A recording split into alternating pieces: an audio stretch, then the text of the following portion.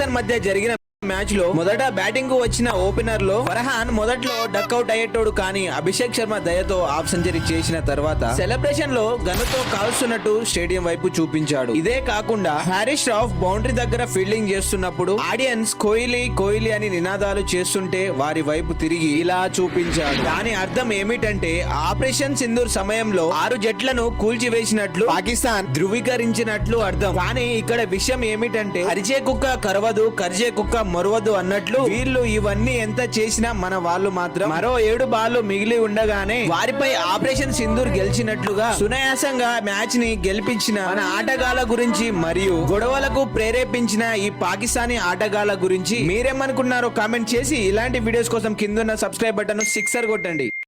వీళ్ళు క్రికెట్